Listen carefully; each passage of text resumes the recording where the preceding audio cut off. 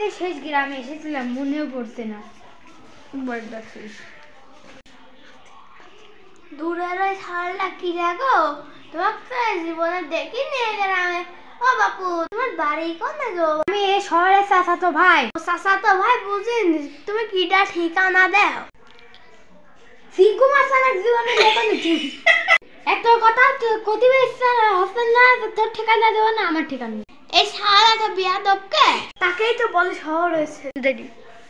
হ্যাঁ, মুরব্বির সাথে কি করে কথা বলতে হয় সেটাই তো জানো না। বিয়াদব ছেলে।